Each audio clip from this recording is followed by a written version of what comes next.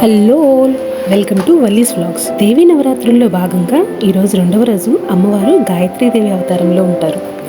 ఈ శక్తి రూపాన్ని బ్రహ్మచారిణి అని పిలుస్తారు. ఈ బ్రహ్మచారిణి అనే ఎందుకు వచ్చిందో ఈరోజు మనం తెలుసుకుందాం. అమ్మవారు శైలపుత్రిగా ఆవిర్భవించారు.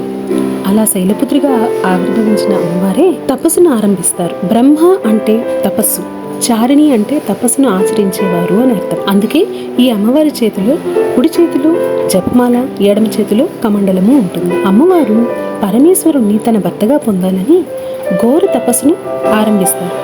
ఈ తపస్సులో భాగంగా తొలినాళ్లలో అమ్మవారు కేవలం కందమూలాలు తింటూ తన తపస్సును సాగిస్తారు. కొన్ని సంవత్సరాల తర్వాత పచ్చి కూరగాయలను మాత్రమే తింటూ వస్తారు.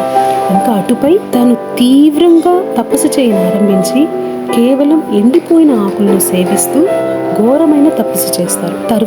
తర్వాతి కాలంలో అసలు పూర్తిగా ఎటువంటి ఆహారము తీసుకోకుండా ఎండకు ఎండి వానకు తడిచి అమ్మవారు శుష్కించిపోతారు. అలా ఎటువంటి ఆహారము తీసుకోకుండా తపస్సు చేయడం వల్లనే అమ్మవారిని అపర్ణ అనే పేరుతో పిలుస్తారు.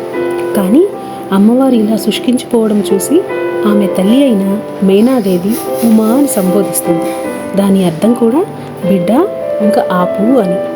అంటే ఇంకా చాలమ్మా నువ్వు ఆచరించిన తపస్సు, ఇంకా ఆపేసేయి అని చెప్పి ఆ తల్లి తన కూతుర్ని అలా సంబోధిస్తుంది. అందుకే అమ్మవారు ఉమాదేవిగా కూడా ప్రసిద్ధి చెందారు అమ్మవారి నామం. అలాగే బ్రహ్మదేవుడు అమ్మవారు ఆచరించిన ఘోర తపస్సును చూసి అశరీరవాణితో అమ్మవారితో ఇలా అంటారు, పుత్రి, నీలాంటి తపస్సు ఎవ్వరూ చేయలేదు. మునులు, యోగులు ఎవ్వరు కూడా ఇంతటి ఘోరమైన తపస్సు చేయలేదు.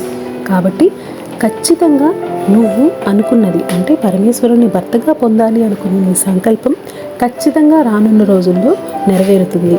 ఇకనైనా నీ తపస్సును చాలించు అని చెప్పి బ్రహ్మదేవుడు అమ్మవారికి చెప్తారంట.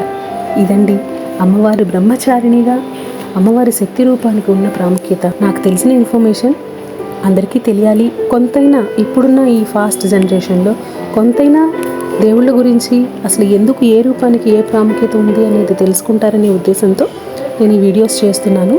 సో నా ఈ ప్రయత్నం మీకు కానీ నచ్చినట్లయితే నా ఛానల్ని సబ్స్క్రైబ్ చేసుకోండి, నన్ను ఎంకరేజ్ చేయండి.